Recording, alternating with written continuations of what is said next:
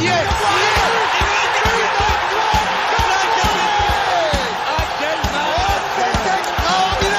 Pauletta dans la surface d'affaire.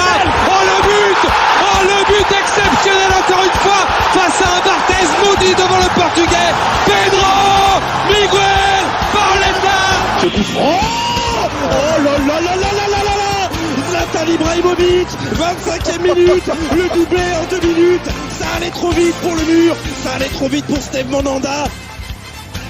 Bon les gars, dans Passion Saint-Germain, on débriefe les matchs, on revient sur des faits, on parle de matchs historiques, des saisons galères, hein, on connaît notre club de cher à nos cœurs.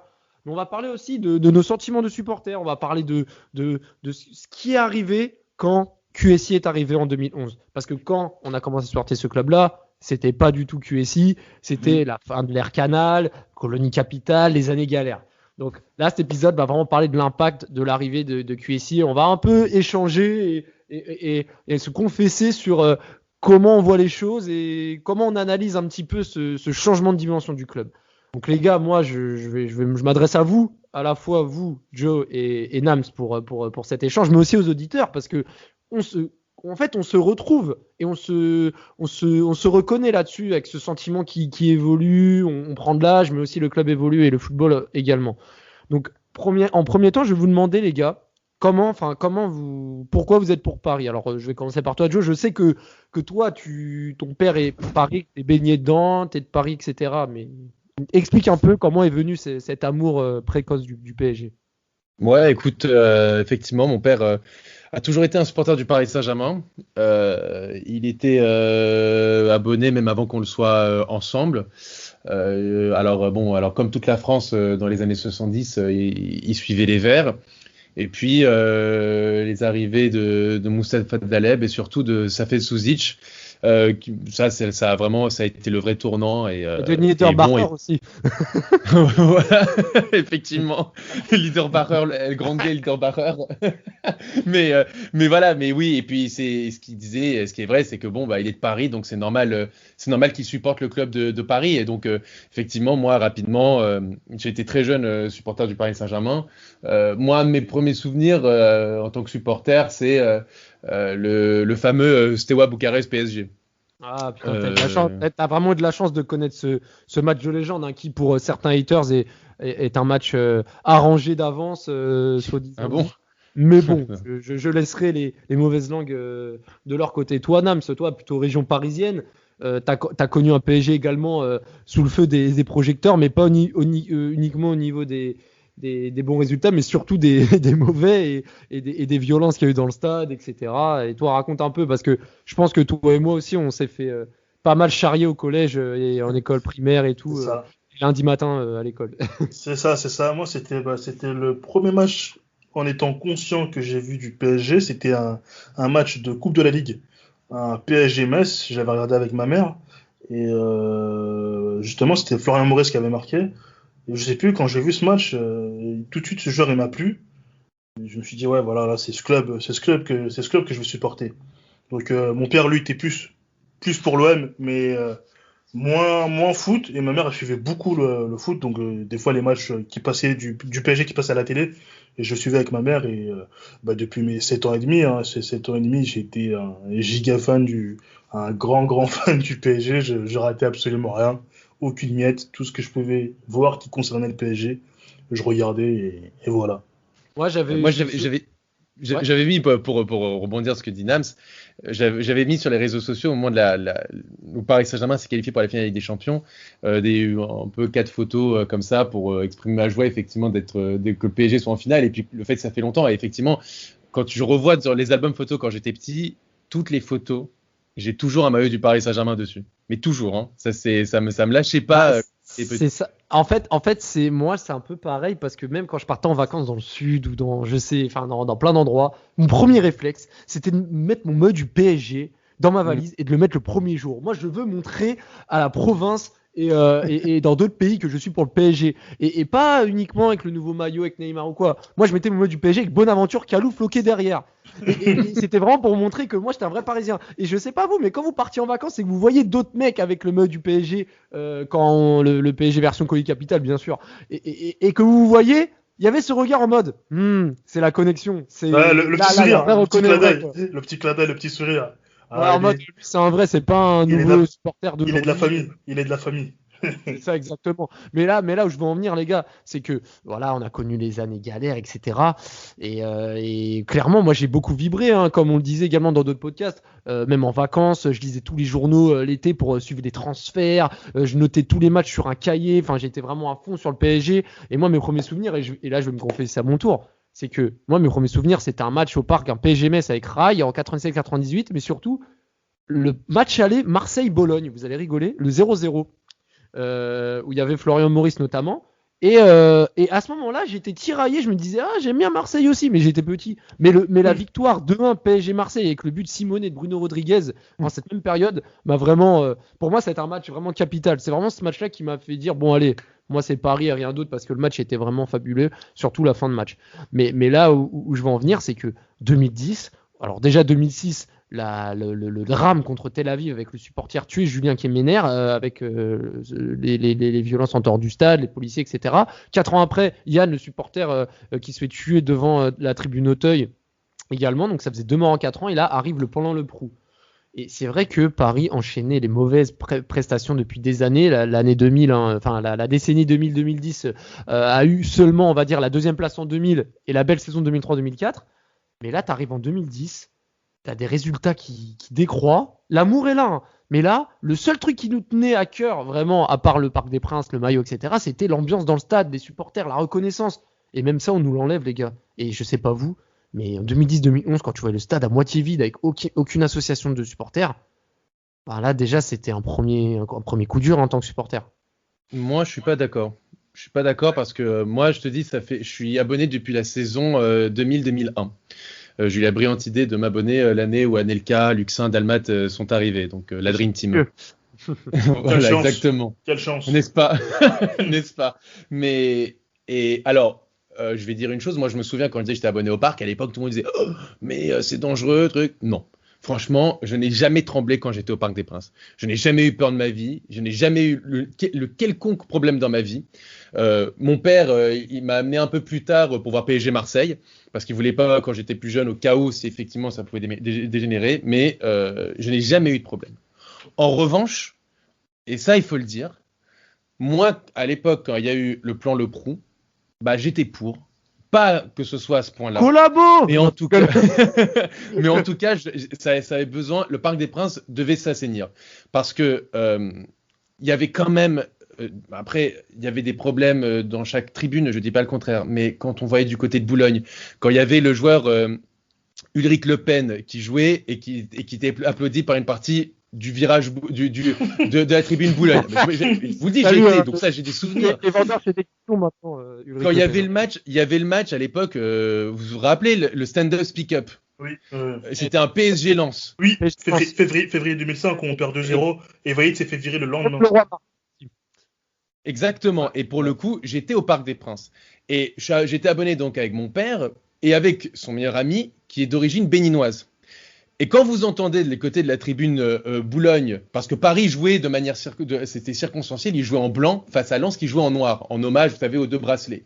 Exact. Et que quand la tribune Boulogne crie « Allez les Blancs, sachant qu'il y avait une grève d'encouragement à cette époque-là, bon, j'étais mal à l'aise. Voilà, comme moi, je m'appelle Jonathan Bensadoun, d'accord, je suis de confession juive. Quand je vois tout ce qui s'est passé avec le fameux supporter le soir de Tel Aviv, où moi je voulais aller au parc et mon père me disait non, on n'y va surtout pas. Et je vous l'ai dit, je n'ai jamais eu de problème au Parc des Princes, je n'ai jamais eu peur. Et j'étais quand même plus âgé. En 2006, j'avais 15 ans, donc je pouvais y aller au Parc des Princes. Et il me disait non, je refuse parce que voilà. Et il s'est passé ce qui s'est passé, voilà.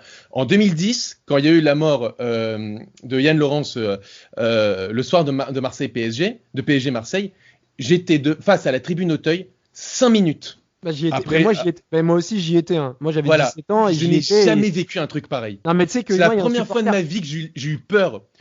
C'était une scène de guerre. Mais tu sais que moi je vais juste te dire, tu sais que moi je vais même te raconter une histoire qui était dingue. C'est que j'étais avec un ami à moi et il y a un mec qui nous a pris. En fait nous, tu sais, quand t'as 17 ans, t'as un peu l'âge, tu découvres, etc.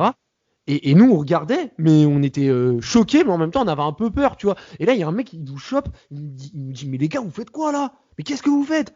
Et nous, on comprenait pas. Mais rentrez dans le stade, vous attendez. Parce qu'en fait, tu voyais des bouteilles en verre qui volaient, des pétards et tout. Et à tout moment, on pouvait recevoir un truc dans la tête. Et en fait, on était plus en sécurité dans le stade qu'en dehors. Et là, c'est vrai qu'à ce moment-là, c'était compliqué.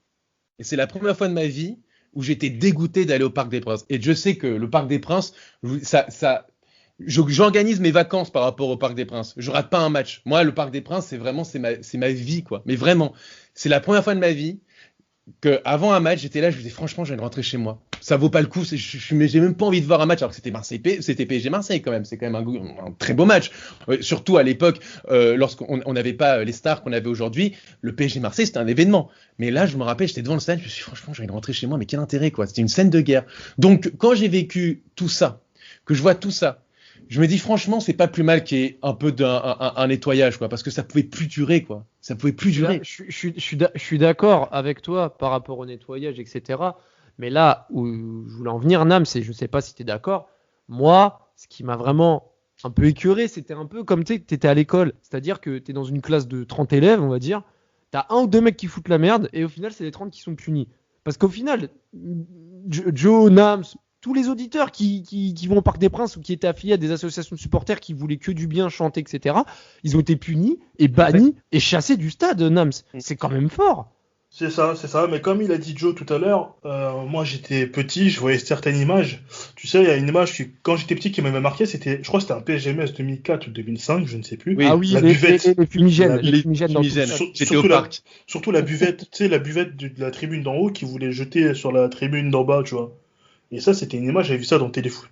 Ça m'avait marqué de fou, tu vois. Et justement, on voyait à la télé, moi je voyais inlassablement ces mêmes scènes, ces mêmes images. Et tu sais, ça, c'était des trucs, quand les parents voient ça et tout, la famille voit ça veut pas te laisser aller au parc, tu vois, parce que ça te dit, voilà, c'est un peu dangereux, etc. Bon, après, j'ai eu la chance, je me rappelle mes 2 premières fois, je suis allé lors de la saison 2005-2006, PSG Toulouse, où Paul État a eu un doublé, exact.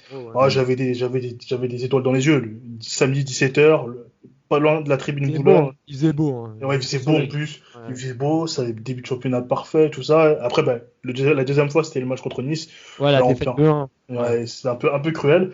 Mais moi, j'avais pas constaté de problème. C'était super top. Mais dans sa globalité, c'est vrai qu'on voyait beaucoup de problèmes récurrents, des problèmes qui revenaient souvent. Donc moi, à cet âge-là, je me suis dit, bon, si ça peut permettre d'avoir un parc plus sain, pourquoi pas.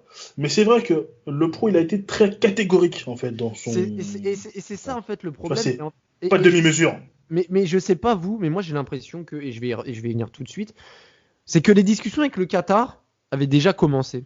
Ouais. On sentait qu'il y avait quelque chose qui allait se tramer, et on sentait qu'on attendait que ça pour nettoyer, pour mieux remettre dedans. Un peu comme quand tu vides ton frigo, tu nettoies et tu remets les bons aliments dedans. Et c'est un peu ce qui se passe pour moi, parce que l'année d'après, juin 2011, les Qataris rachètent 70% des parts du club qui étaient détenues à Colonie Capital. Là, pour le coup, j'étais pour, parce que clairement, Colonie Capital était en train de chier sur le club, clairement, avec des investissements très peu d'argent, dignes de... Non, mais c'était clairement ridicule. Ils rachèteront par la suite les 30% restants quelques mois après. Mais en tout cas, ils rachètent le club avec de réelles ambitions et les affirment. Et moi, à ce moment-là, je vais vous dire, moi j'étais peut-être encore naïf parce que je venais d'avoir 18 ans, etc. Mais j'étais vraiment content de me dire, enfin, d'un âge conscient du football, je vais pouvoir regarder mon équipe avec de réelles ambitions et pourquoi pas aller voir des matchs de Ligue des Champions chaque année, etc. Et j'étais vraiment content. Mais je me rendais pas compte de ce qui allait se passer par la suite. Et vous, comment vous l'avez vécu ce changement et cette nouvelle étape? Moi, ce changement, alors la saison 2010-2011, allez, c'est une bonne saison. C'est une bonne saison. Elle est un peu amère par rapport à la fin. Oui, parce que, comme d'hab, on finit 4ème, on a la place du coup. Ça change pas, ça. Alors qu'on peut terminer 3ème. Après, donc voilà, il y a ce Leonardo qui arrive, ce recrutement plutôt intéressant. Il est intéressant et tu te dis que si tu arrives 3ème et que tu es en Ligue des Champions, les joueurs qui arrivent la saison d'après, ils arrivent tout de suite. Ils arrivent peut-être tout de suite, hein, si tu es en Ligue des Champions. Bon, ça, c'est un détail. À partir de là, je vois pas énormément de changements. On garde Camboiré. Il y a encore des joueurs formés au club. pour moi, c'était important de garder cette identité. Cette identité de joueurs formés au club, des joueurs qui aiment le club. C'est très important, tu vois, qu'on garde notre identité. Et je vois que progressivement, ça change. Et tu vois, voir des recrues comme ça arriver, en janvier 2012, voir des Alex arriver, Thiago Motta, tu vois, tu sais, ça c'est des trucs que tu fais peut-être dans Football Manager, tu vois. Mais parce qu'Ancelotti parallèlement arrive aussi en janvier. Exactement, et ils arrivent, ces joueurs-là, les joueurs qui arrivent, ils arrivent pour lui. Bon, moi je vais dire honnêtement, à l'époque, le licenciement de Camboré, je l'avais mal vécu, parce que il est premier. Et moi, ce que je disais à cette époque-là, j'avais quel âge? J'avais 21 ans. Nous, on n'est pas le Real Madrid. On a un coach qui est premier du championnat, on peut pas le virer. Ouais, il est premier du championnat. Alors peut-être, ouais, en Europa League, c'est scandaleux ce qu'on a fait, hein, un parcours assez chaotique. Mais quand tu es premier du championnat, pour moi, c'est que le Real qui peut se permettre de virer un coach qui est champion, qui est premier, pas le PSG. Attends, moi je sais que depuis 98, j'ai très peu vu le PSG à la première place. Hein. 2001, c'est clair. Et peut-être en 2005-2006. Et encore, je suis pas sûr, c'était peut-être provisoirement les premières places. Hein, donc non, ils étaient premiers. Ouais, c'est déjà arrivé. C'est lors des 6 premières journées. Donc c'était assez inédit, tu vois, pour moi. Et je me dis, waouh, ok. Et moi, il y avait quelque chose qui m'avait assez marqué. Je crois que c'était lors d'un PSG Valenciennes. Victoire 2-1, et t'as le parc qui siffle. Ça, c'était la 3e journée, ça. Ouais, je crois. Et je me dis, attends. Attends, Nams, je te coupe, mais dès la première journée, hein, je sais pas si Joe t'étais au stade, mais dès la première journée, Menez, il se faisait siffler. Et quand Paris 0. Ouais, moi, justement, je comprends pas ces sifflets. Je me dis, les supporters qui sifflent, là, ils se rappellent la situation qu'on était dans. Il y a même pas 2 ans. Mais c'est ce que je vous ai dit, en fait, tout à l'heure, et c'est là où je veux en venir. Donc, moi, je rejoins Joe sur la partie sécurité, etc.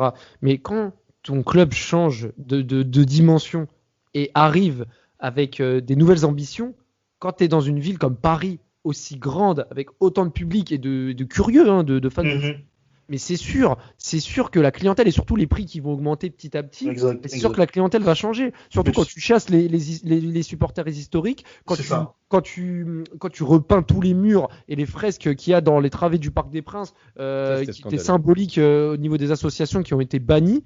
Clairement, moi c'est pour ça que je dis, ok, il fallait faire quelque chose par rapport à la violence, etc. Là-dessus, il y a aucun débat possible et inimaginable.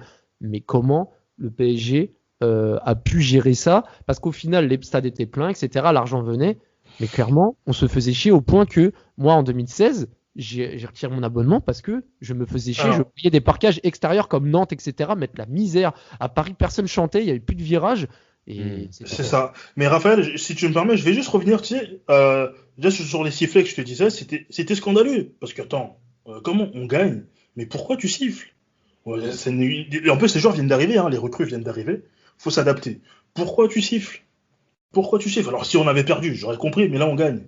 Pourquoi siffler? Parce qu'au final, tu siffles parce que les mecs en tribune, c'est pas les mêmes personnes. Exactement. Il y a des gens comme Joe, etc., qui étaient là, etc. Je réalisais pas, c'était pas. Je réalisais pas. Mais c'est ça, c'est qu'une grande partie du Parc des Princes, c'était des nouvelles têtes, Joe. Je vais te parler. Alors, si tu me permets, juste le mot ambition aussi, très important, c'est un truc aussi qui m'a. Le mot ambition, les propos de Leonardo, quand il dit. Lors de son, je sais plus si c'était lors de son arrivée en 2011 ou si, lorsqu'il présente Ibrahimovic et Thiago Silva en conférence de presse, il y avait des propos, il dit voilà, on veut la Ligue des Champions dans 5 ans. Et là, tout de suite, j'ai pensé à Chelsea qui s'est fait racheter en 2003. On veut la Ligue des Champions dans 5 ans. Alors, tu vois la Ligue des Champions dans 5 ans. C'était Nassal Khelaifi qui avait dit ça à son arrivée en fait, donc en 2011. Alors, possible, ouais. Autant pour moi. Alors, c'est parce que là, c'est une balle perdue pour Leonardo gratuitement.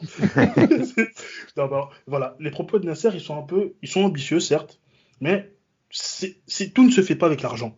Tout ne se fait pas avec l'argent. Il faut bâtir un groupe. Il faut connaître des étapes, des déceptions aussi. Tu vois, des déceptions, des matchs de légende en Europe. Par rapport à cette nouvelle aventure, tu sais pas, tu mets de l'argent. Alors, parce que Chelsea, ça achète, ça va en demi-finale en 2004. Mais nous, on a peu de joueurs qui avaient joué la Ligue des Champions dans ce groupe. Il y a des joueurs qui découvraient la Ligue des Champions.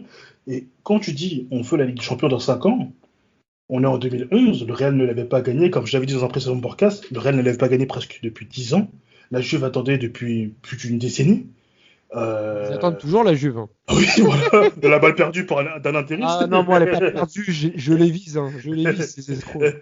Oui, voilà. Donc voilà, ça attend toujours. Donc il y a une certaine difficulté. Il faut se rendre compte, Ligue des Champions, c'est une difficulté. Tu peux prendre tous les meilleurs joueurs du monde que tu veux. Si c'est pas un groupe qui est prêt à jouer ensemble, à gagner ensemble, et encore, il faut certaines caractéristiques dans certains matchs, un pic de forme. En mars, en avril, il y a beaucoup de caractéristiques à prendre en compte, tu vois. Alors, je peux comprendre que Nasser est ambitieux, mais il faut quand même être aller étape par étape, tu vois. Peut-être dire, voilà, les demi-finales. Mais surtout que, pour rejoindre Nams, et je vais te lancer Joe, c'est vrai que la dimension a changé, les supporters ont changé, les exigences ont changé. On se rappelle notamment Zlatan Ibrahimovic, déjà quand il arrive, il dit avant que j'arrive, Paris c'était rien, etc. Enfin, des déclarations provocatrices, mais au final qui n'était pas dénué de sens, même si c'est pas lui qui l'a fait au sens propre, mais c'était façon de dire bah, maintenant il y a une nouvelle ère qui arrive, mais on va tout refaire. Et quand tu vois la première Ligue des Champions disputée en 2012-2013, l'ultimatum de Nasser envers Carlo et Paris qui était pas loin de créer l'exploit contre le Barça, etc., et que tu vois de la mauvaise gestion, etc., en fait, tu dis qu'en 2 ans, t'es passé de limite à jouer limite le maintien en 2010 en Ligue 1 à faire la fine bouche en 2012-2013 parce que t'as perdu contre Reims en Ligue 1 et qu'il faut battre Porto alors que t'es quasiment déjà sûr d'être qualifié. Comment toi tu l'as vécu cette transition, Joe? Parce que là on parle pas uniquement de tribune ou quoi, mais on parle même de stature de club et d'ambition justement. Franchement, moi je l'ai vécu comme un rêve. Je me disais, en fait c'est con, mais je me disais putain on va prendre le PSG dans FIFA. Non mais c'est incroyable, c'est vrai que on va prendre le PSG dans FIFA. Mais c'est dingue. Et franchement, je me disais, putain, mais genre, c'est incroyable. Et quand tu entendais les noms, la première saison, effectivement, je me rappelle, Kaka était sur les tablettes, mais simplement, comme on jouait pas la Ligue des Champions, il voulait pas venir à Paris. Quand je voyais Pastore arriver. Il y avait Tevez et Beckham aussi annoncés à un moment. Tevez et Beckham annoncé. Pastore, quand il arrive, je me souviens à la une de la Gazzetta dello Sport qui disait, la France nous a volé notre deuxième Joconde. Non, mais c'est incroyable de lire des trucs pareils. Enfin, moi, je l'ai vécu comme un rêve. Parce que je me disais, putain, on va avoir une putain d'équipe au PSG. Et moi, j'avoue qu'effectivement, moi, dans mon cerveau malade, plus jeune, je me disais, mon rêve, si je gagnais à l'euro million, c'est de racheter le PSG et de tout de suite, je sais pas, appeler les Qataris. Appeler les Qataris parce qu'il y a un tel potentiel à faire avec le PSG et la ville de Paris en elle-même que c'est obligé, si tu as beaucoup de moyens, que tu es obligé de faire un grand club. Si juste tu dépenses intelligemment et que tu as de l'argent, tu es obligé de faire un grand club. Force est de constater que les Qataris, c'est ce qu'ils ont réussi. Donc moi, à cette période-là, quand je vois ça, et je vois les noms associés, je vois ça, je me dis, putain, mais c'est un rêve qu'on est en train de vivre. C'est un rêve. Et moi, je me souviens à l'époque, tu vois, Nam, ce que tu disais tout à l'heure pour Comboiré, moi, je me disais, c'est pas grave, t'as Carlo Ancelotti. C'est une question d'opportunité. Ouais, tu vois, moi je le voyais comme une opportunité, pas vraiment comme on est premier et tout. Je me dis putain, attends, tu peux avoir Carlo Ancelotti, mais tous les jours je le prends. Tous les jours je le prends. Antoine Comboiré, merci monsieur, mais au revoir quoi. Mais du coup, là, j'ai une question à poser, Joe, c'est qu'au final, moi j'étais aussi de ton avis dans le sens où vous pouvez les prendre à FIFA. Paradoxalement, je les prenais plus Football Manager Paris parce que j'aimais bien une équipe un peu moins bonne. Et là, avec Paris, c'est trop facile. T'avais de l'argent et des sacrés joueurs. Mais tu vois, en fait, on peut pas nier le fait que le PSG de 2009-2010 et le PSG de 2012-2013, c'est 2 clubs différents en fait. Le logo c'est le même, le stade c'est le même, mais les joueurs, la direction, les ambitions, le peuple en fait, tout a changé. Mais il faut se rappeler, moi je voyais entre le premier mercato qatari et un an avant, le dernier jour du mercato, je me souviens rafraîchir les pages de sites du PSG. Ouais, parce que tout ça, parce que je me souviens que Paris devait faire un choix entre acheter Siaka Tiene ou Bisevac parce qu'ils n'avaient pas assez d'argent. Donc en gros, ils devaient faire un choix entre les deux. Et finalement, ils ont pris Siaka Tiene. Et je me dis, un an après, tu dépenses 50 millions quasiment pour Pastore, tu vas chercher Menez. À la barbe de Chelsea. Oui, je me rappelle, au nez à la barbe de Chelsea. Tu vas chercher Thiago Motta, Alex, comme vous l'avez dit, Maxwell. Tu dis Lucas Moura aussi. Ouais, Lucas, l'année d'après. Et t'es là et tu fais, putain, c'est incroyable. Alors, quand Ibrahimovic arrive, j'en parle même pas. Alors là, Mais vous savez que ça, Zlatan- c'est ce qui m'a dérangé, ça. Non, mais tu sais que Zlatan, moi, je Il suis sort d'un euro incroyable. Le ciseau qu'il met contre l'équipe de France. Ouais, enfin, putain, incroyable. je me suis- Ouais, enfin incroyable. Joe, Il est avec la sorti Suède. Il est on va beau, pas quand se fait même. sortir au premier tour par l'Ukraine quand même, par Enfin, Shevchenko. il est avec la Suède. Lui, individuellement, il fait des trucs qui sont incroyables. Je te dis, le ciseau qui marque contre la France, j'étais là et je me rappelle, il y avait les premières rumeurs au PSG. Je me disais, oh putain. Ouais, mais contre Imagine si les classes, il vient à Paris.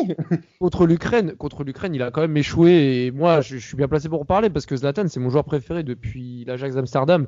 Et je me rappelle encore d'un ami à moi qui m'avait écrit en disant putain, tu te rappelles, Raph, quand tu jouais à PES et que tu remasterisais tes équipes, tu mettais les stars au PSG, ton premier transfert que tu faisais, c'était de mettre Zlatan au PSG, etc.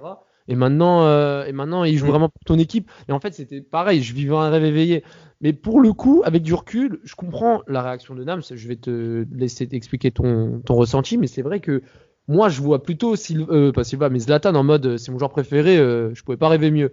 Mais c'est vrai que quand il arrive, là, c'est pas seulement un grand joueur qui arrive, on va dire, c'est la vitrine du projet qatari. Bien sûr. C'est ça, quand il arrive, c'est la vitrine, c'est waouh. Moi, je me rappelle très bien de ce que j'étais en train de faire. J'étais au travail, j'étais en train de masteriser des postes informatiques. Et j'entends des collègues qui parlent Ibra au PSG, parce qu'il y avait un fan parmi mes collègues, il y avait un fan du PSG. Il me dit t'as vu Ibra? Quoi, Ibra? Il a signé à Paris. De mentir, je regarde mon téléphone, je demande ouais, Ibra, c'est pareil, il a signé au PSG. Moi, je me dis bon, c'est ouf. Donc, après, on entend aussi Thiago Silva. Ok. Mais c'est quelques semaines après qu'on entend les propos prêtés, justement. C'est en gros, moi, je veux pas forcément venir, mais je demande des choses absolument incroyables au club. Pour qu'ils disent non. Donc, il dit à sa femme, j'ai demandé des choses improbables, hein, mais ils vont pas accepter. On lui dit quoi? Ils ont accepté tout ce qu'il a demandé. Il rappelle sa femme, ils ont tout accepté, on va à Paris. Donc, il veut pas venir, tu vois. Déjà, par cet acte-là, il urine sur le club, il nous pisse dessus déjà, tu vois. Il nous pisse dessus, déjà. Juste en faisant ça, là, moi, déjà, ça passe pas. Je me dis, c'est comme si tu forces avec une meuf qui veut pas de toi. La meuf, elle mais veut pas de toi, en tu soi, forces. Nams, j'entends ce que tu dis, mais c'est quoi le Paris Saint-Germain en 2011? C'est vrai. rien. C'est vrai. Mais c'est rien. Et Mais qu'est-ce mais que Joe, c'est ouais, mais Ibrahimovic Joe, à l'époque? Non, mais je c'est comprends, mais rien. qu'est-ce que c'est Ibrahimovic à l'époque? C'est vrai. C'est une C'est un putain de monstre. superstar, Ouais, quoi. c'est un mais monstre. Dans un club qui à l'époque, nous on l'aime. Nous ça fait 20 ans qu'on le suivait, etc. Mais pour un joueur professionnel, le Paris Saint-Germain et la Ligue 1, c'est rien. C'est vrai. presque perçu comme un club comme s'il partait au Qatar. Ouais, mais mais Joe- simplement c'est mieux parce qu'il est à Paris. Ouais, mais Joe, ok, ce qu'il dit, il y a une part de vérité que le PSG, c'était pas la même envergure, etc. Mais tu peux aussi comprendre. Enfin, je pense aussi que c'est Il que aurait pu le garder pour lui. Il aurait pu le garder pour lui. le PSG que t'as aimé, et moi personnellement je me reconnais, moi quand Paris, je me rappelle d'un match en 2006-2007, on perd contre Le Mans 1-0 à la mi-temps et on gagne 2-1 grâce à un but de Diané, mais je me suis cassé la voix dans le métro. Et moi c'est ce personne va PSG dire là le que j'ai contraire. et oui, mais- en fait même si Oui, mais on c'est sait un que- autre PSG, c'est un autre truc. Tu vois, C'est genre, vrai. Ouais, mais tu c'est un recommences à autre zéro. club. Mais en fait, Oui, dès son arrivée, c'est un autre club, c'est ça le truc qu'il faut Dès dire, son c'est arrivée. qu'il faut avoir le recul nécessaire. c'est de vrai, se c'est dire vrai. que Mais Le Paris Saint-Germain, qu'on a tous connu, c'est qu'on vrai, a il a tous changé. connu, qu'on Il est a pas tous pareil. aimé, ce Il est n'est pas pareil. plus pareil. C'est vrai. Et à partir du moment où tu sais ça, je t'assure que quand Ibrahimovic il disait ça, je me dis, c'est pas. Alors, et je vous l'ai dit, hein, le PSG, le Parc des Princes, je fais tout. Mais quand Ibrahimovic dit ça, j'essaie d'être le plus objectif possible et de dire, mais dans le fond, je le comprends. Et il a raison. Quand il dit le PSG avant les Qataris, c'était rien, je veux pas dire qu'il a presque raison. Mais à part la parenthèse des années 90, qui dure entre 93 et 97. Ouais, tu C'est-à-dire fais comme 4 5, ans. tu fais comme 5 demi-finales de suite de Coupe d'Europe quand même. C'est ce que je te dis. Ça dure 5 saisons. Sinon, avant, le PSG, c'est pas grand-chose. Et après, le PSG, c'est rien. Je vais même pas dire c'est pas grand-chose. C'est rien. Et ces mecs-là, comme Ibrahimovic et tout, ils connaissent pas le PSG du milieu des années 90. Et dans le fond, je leur en veux même pas. Thiago Motta ne connaissait encore moins l'histoire du PSG, il le Je disait. leur en veux pas. Je leur en veux pas. Franchement, c'est normal. Mais Nous, ça, on connaît. ça, ça, ouais, y a mais pas de c'est souci. normal. Ouais, mais en Ça- fait, je pense que Nams, Y a tu pas me de dis souci. si je me trompe, mais je pense que, en fait, ce que reproche aussi Nams, c'est que tu peux le penser, mais pourquoi le dire comme ça, C'est tu dingue. vois Ibrahimovic. C'est dingue. Ibrahimovic, c'est le personnage. C'est Ouais. dingue. Mais Parce que moi j'aurais compris, hein, c'est un Eto'o qui ouvre sa bouche, hein, un Eto'o qui ouvre sa bouche de cette manière. Parce que ce mec-là, Eto'o, il a posé ses couilles partout, hein, à Mallorca, au Barça. Tu vois, Ibra, c'était un bon joueur de championnat. Et quand il vient et que justement Nasser nous dit, bah, je veux gagner des champions, tu veux gagner la Ligue des Champions, pourquoi tu fais venir Ibrahimovic? Qu'est-ce qu'il a fait à l'Ajax? Qu'est-ce qu'il a fait à la Juve? Qu'est-ce qu'il a fait à l'Inter? Qu'est-ce qu'il a fait au Milan? À la Juve, il a fait une saison à 0 but en Ligue des Champions. Sérieusement.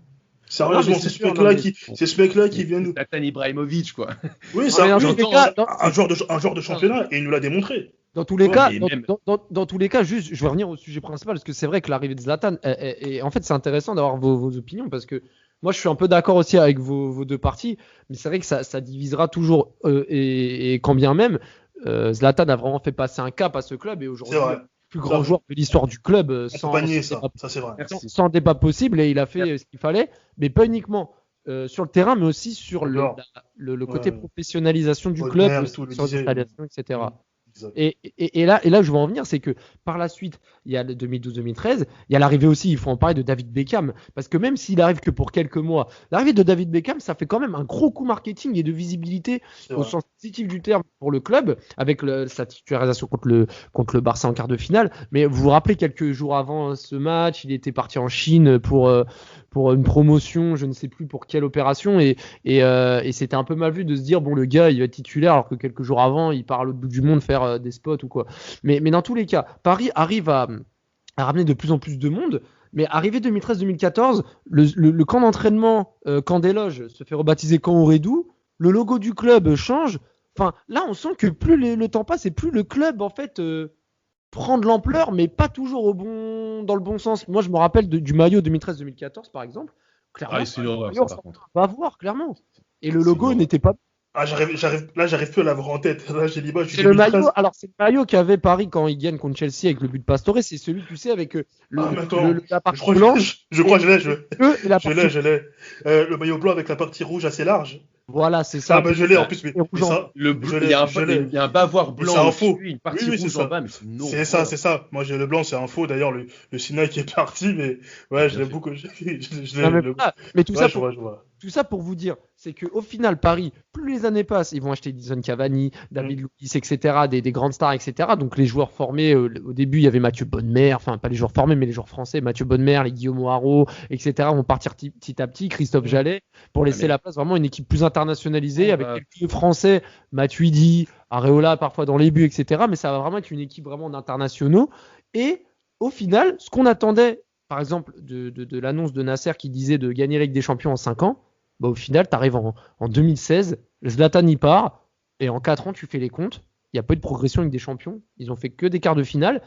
Et est-ce que ça, vous l'avez. Enfin, moi, perso, je l'ai senti un peu en mode on nous a pris notre club qui nous a fait kiffer quand on était petit pour faire un club plus beau. Mais au final, Plutôt dans le ridicule. Pour moi. bah, on n'est Parce pas, on n'est pas non plus ridicule, mais. En Europe, hein, je veux dire, parce que je veux dire, ces matchs-là, Vous êtes hyper dur, quoi. Hyper Enfin, dur. les mecs. alors, je prends Chelsea. Putain, hein, je prends Chelsea on a 2014. gagné tous les championnats. Enfin, on Non, n'a non, pas non, la non. la Ça, c'est légitimité. Mais Ça, c'est c'est normal. pas de mais se c'est dire- normal. Championnat, je vais Non, pas mais- m'attarder dessus. Oui et non, j'ai envie de dire, Parce que- franchement, on est, enfin, je suis désolé, en Ligue 1, on avait gagné que 2 titres, quoi. Il y a pas de souci, il y a Enfin, pas de souci. et la Ligue des Champions, on n'y allait jamais. Là, pour Non, le coup, attends. aller fréquemment en Ligue des Champions et surtout en quart de finale, et on se rend compte quand même aujourd'hui, hein, on est bien placé en 2021 de savoir à quel point c'est pas facile de toujours aller en quart de finale de la Ligue des Champions. Donc, on allait certes régulièrement. En 2016, quand t'as Ibrahimovic et consorts qui parlent les 5 ans, je suis désolé. Pour moi, c'est l'année où on est peut-être le plus proche de l'année. Bah, Comment c'est c'était ça. l'année où on était le plus proche? Ouais, Alors, mais on est le ça, plus proche de on la s'est gagner. trompé. Et je Mais- pense mais- qu'effectivement, en 2016, vas-y. On est peut-être la plus proche, c'est peut-être l'année où on est le plus proche de la gagner, mais c'est aussi l'année où on est le plus ridicule en quart de finale depuis l'arrivée des Qataris. C'est Je ça. suis d'accord. Clairement, tu gagnes Je suis aucun d'accord match, avec toi. t'es Et je, faible.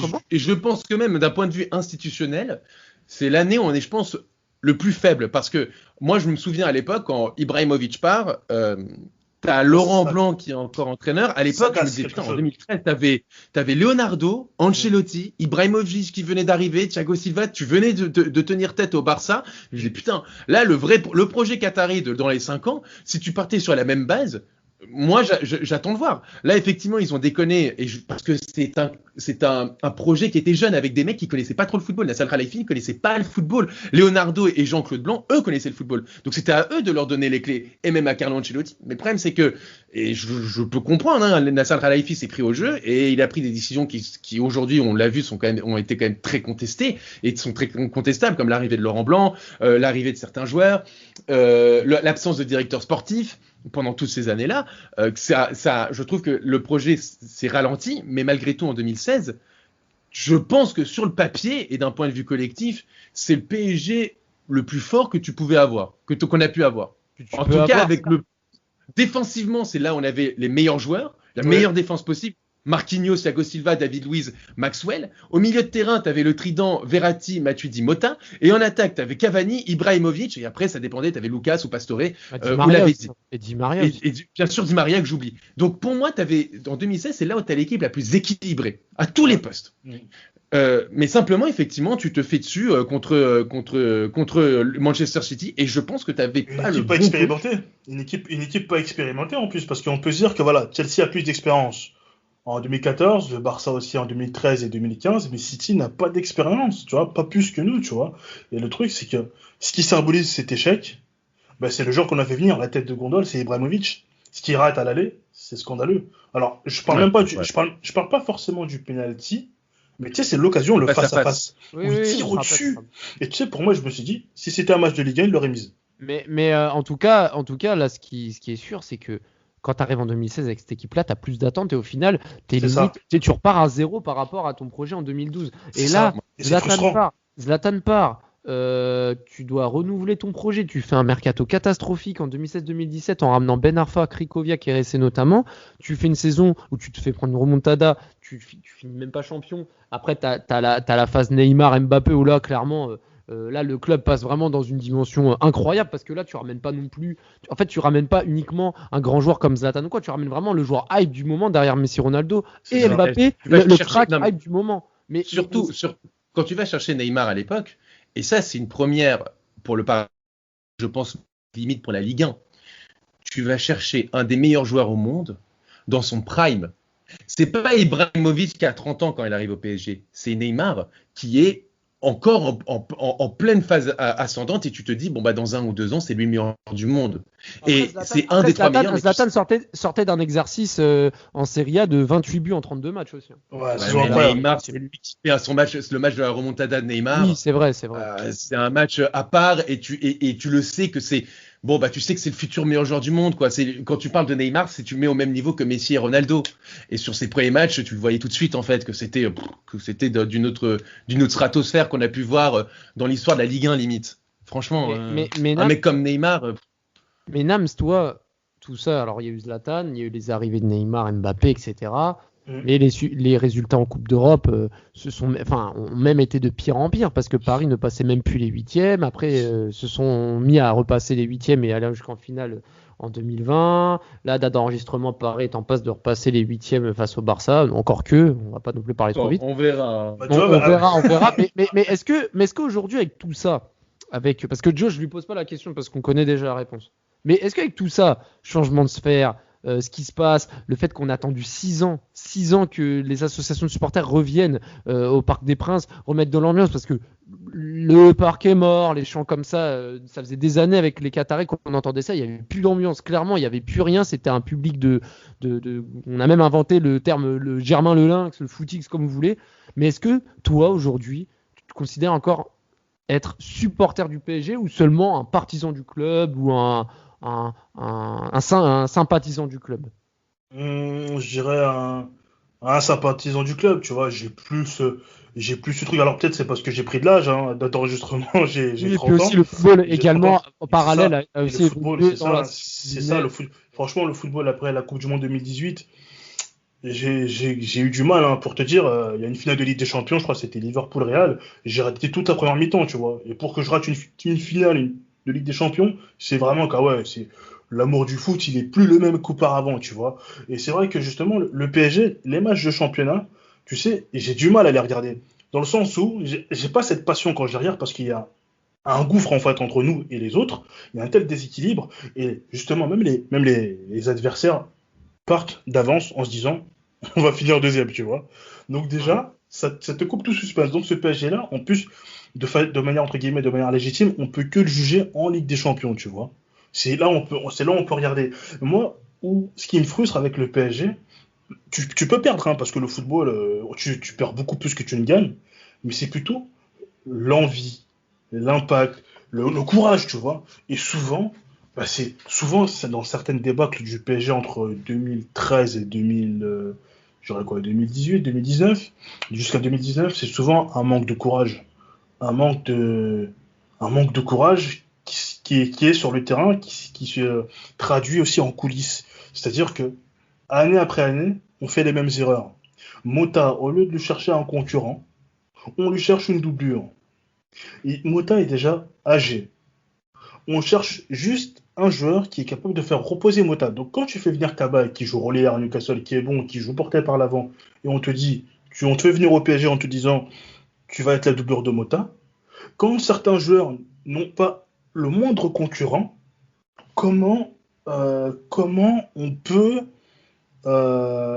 parfois après par la suite, comment on peut s'étonner de certaines déconvenues, tu vois. Il faut que les joueurs soient mis sous pression, tu vois. Pour moi, je vais te dire un truc. Je vais vous dire un truc, les gars. Après le match contre Barcelone, pour moi, ils doivent quasiment tous se dégager. Nasser doit partir. La remontada, tu veux dire. Exactement, voilà, 2017. Ils doivent tous partir quasiment. Je garde peut-être Verratti. Peut-être je le laisse partir parce que peut-être c'est pour moi, je juge qu'il avait fait son temps, mais Thiago Silva, Verratti, je garde peut-être, je sais pas. Là-dessus, je pense que Joe est d'accord avec toi. Voilà, tu vois, il faut faire le ménage, tu vois. 100%. Il fallait faire le 100%. ménage, tu vois. Pour moi, je vais même te dire, le fait que Emery ne présente pas sa démission, je l'ai vu presque comme, et là c'est le terme que tu emploies, j'ai vu ça comme un manque de courage. C'est ça. Entre guillemets, si t'es un homme, si t'es un tel, c'est ton équipe, c'est une immense faute professionnelle. Au moins, elle a la décence de présenter ta démission.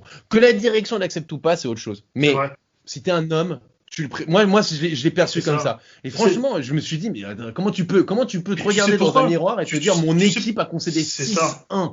C'est ça. Tu sais pourquoi? Parce que pour moi, après ça, tu peux dire tout ce que tu veux à tes joueurs, ils vont te regarder. Pour moi, le message, il passe pas. Il passe plus. 6-1, mais après ça. Tu regardes. Non, mais dans tous les cas, on l'a déjà fait ce podcast-là. J'invite les auditeurs à l'écouter sur la remontada avec mes deux chers acolytes. Mais c'est vrai que la remontada, c'est cassé. C'est ce genre de choses. C'est ça, et c'est ce genre de choses où là, il faut prendre des décisions de grands clubs. On est en train de devenir, on a un grand club aujourd'hui, ou plutôt, je sais pas, une grande équipe ou un grand club, ça dépend, c'est selon. Il y a des décisions à prendre, des décisions fortes à prendre, tu tapes du poing sur la table. Et à ce moment-là, après Barcelone, tout le monde doit partir. Tout le monde doit partir. Thiago Silva, dehors. Merci pour ce que tu as fait, mais dehors. C'est pas possible. Après, c'est compliqué. Regarde, c'est comme ça un peu dans tous les clubs d'Europe. Franchement, on parle d'institutions, de trucs. Moi, personnellement, j'en vois qu'une. C'est la Juve, quoi. Parce que même le Bayern, regarde les joueurs, ils font des mutineries. J'aurais dit le Bayern, c'est vrai. Oh non, moi j'aurais plutôt dit le Bayern. Moi aussi, j'aurais dit le Bayern. La Juve aussi. Le Bayern, je comprends ce que tu dis. Regarde, ils ont été sclérosés par les Robben, Ribéry et consorts. Je te dis, Carlo Ancelotti, les joueurs ont fait une mutinerie pour qu'ils se barrent. Niko Kovac, c'était pareil. Le truc, c'est que... Mais t'as vu ce qui se passe à la Juve, Joe ? Là, en ce moment... De quoi tu veux parler, Raph ? De quoi tu veux parler ? Moi, je veux parler de la gestion du club, le fait d'avoir ramené Ronaldo et d'avoir changé totalement l'identité. Ouais, je suis d'accord. En fait, moi, je suis désolé. La Juve était réputée pour acheter malin, ne pas dépenser partout, ne pas changer de dispositif pour un joueur. Moi, à partir du moment où ils ont acheté Higuain et ensuite Ronaldo, moi, je peux comprendre sur Higuain, ça me dérange pas. Après, Higuain, ça va dans une certaine logique. Mais c'est vrai, t'as raison. C'est un peu comme si. Tu sais, c'est comme si tu avais une Ferrari avec un moteur bas de gamme, tu vois. T'achètes une tête de gondole, mais tu mets rien autour pour le mettre dans des bonnes conditions. Le PSG, c'était presque ça pendant une période, tu vois. T'as peut-être un Cavani et Ibrahimovic, mais t'as pas le joueur qui peut, tu vois, parce qu'on n'a jamais, si je peux dire ça comme ça, je vais te prendre un exemple, un Modric. Tu sais, c'est ce joueur qui marque de loin, ce milieu de terrain qui va marquer 20 buts par saison. 15 buts par saison. On n'a jamais eu ça, tu vois. Et on attend toujours des attaquants qui marquent. Mais tu sais, on était déjà dans un football où tout le monde devait marquer. Moi, Et on avait moi, pas ça.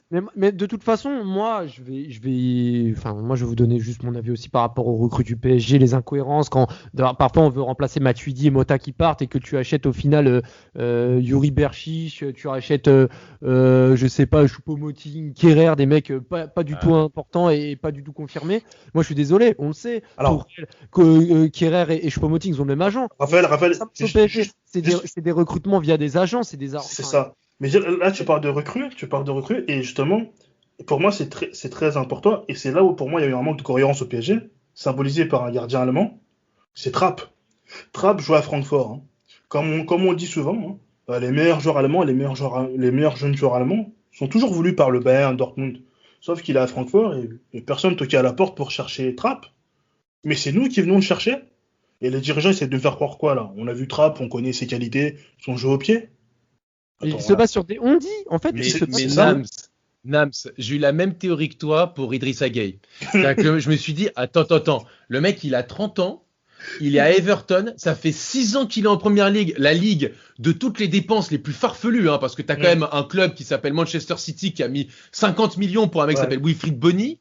Tu as Manchester United qui a mis... Voilà, les gars, je pense qu'on peut faire une grande liste on peut faire une grande liste. Mais 90 millions d'euros pour Harry Maguire. Et tu vas me dire que Idrissa Gueye, qui était dans cette ligue pendant 6 ans, il n'y a pas un club du top 5 qui a mis 20, 25, 30 millions sur lui. Je me suis dit, et il vient au PSG à ce prix-là, j'ai fait, c'est étrange quand même.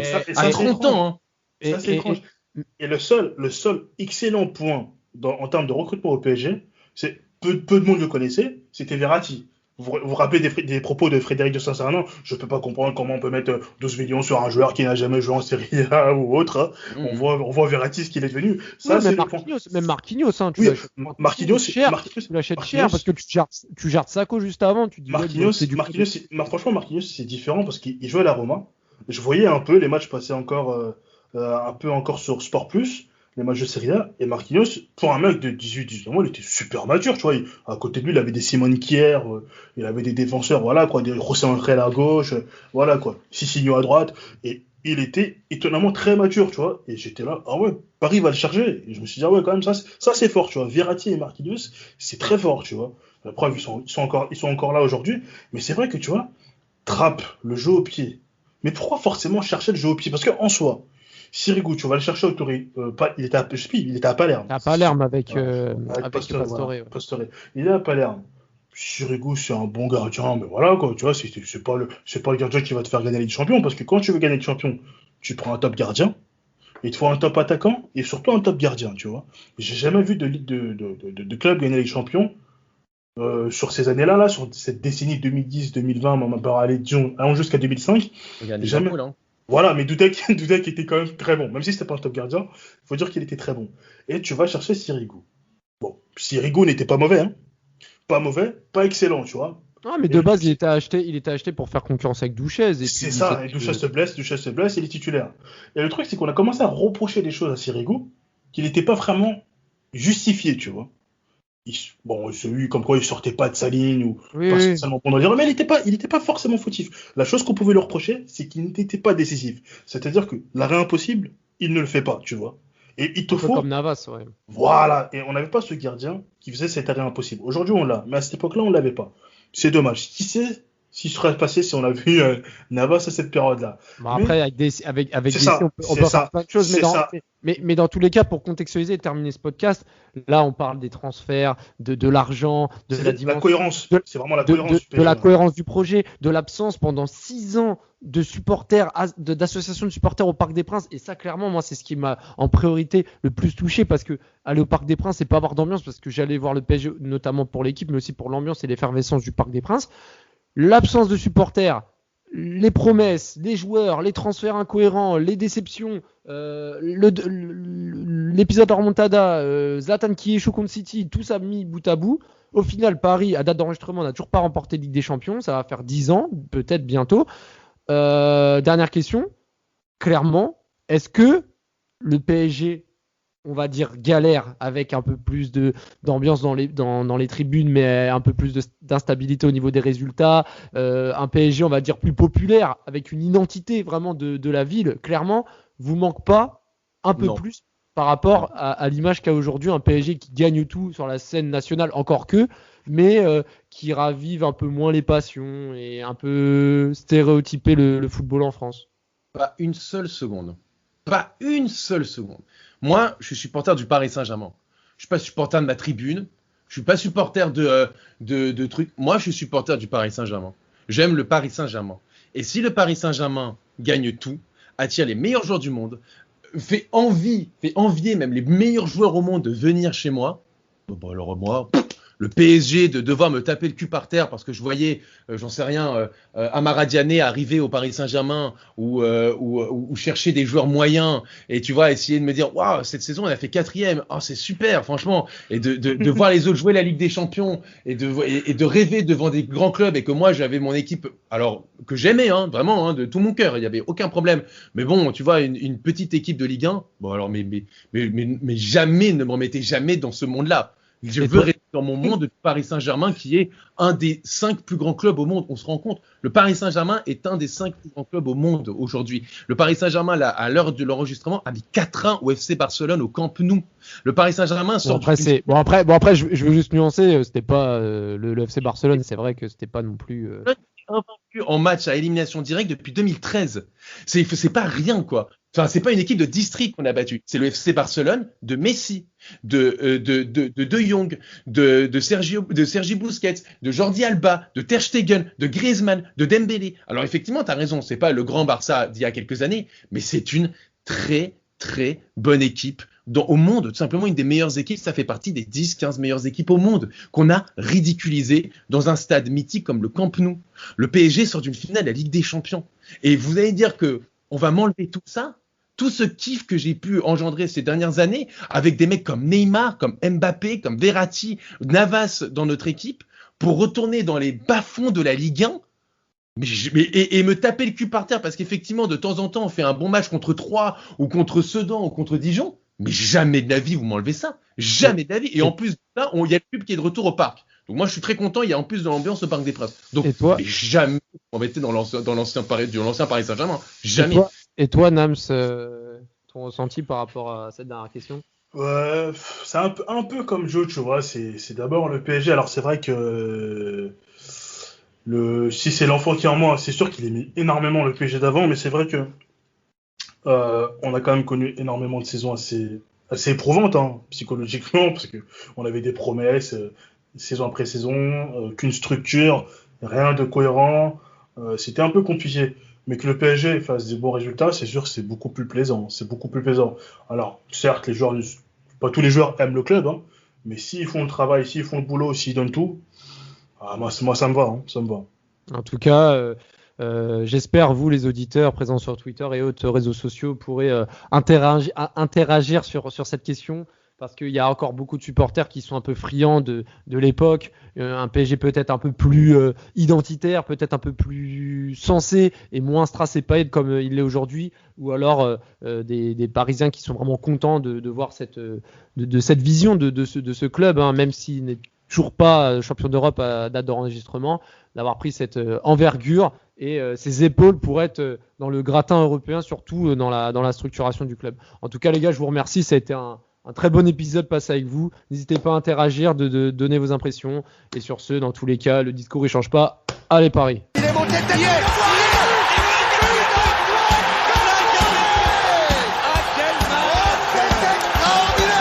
Pauletta dans la surface d'affaire. Oh le but exceptionnel encore une fois face à un Barthez maudit devant le Portugais. Pedro Miguel Pauletta. Ce coup franc. Oh là là là là là là là là. Zlatan Ibrahimovic, 25e minute, le doublé en 2 minutes. Ça allait trop vite pour le mur, ça allait trop vite pour Steve Mandanda.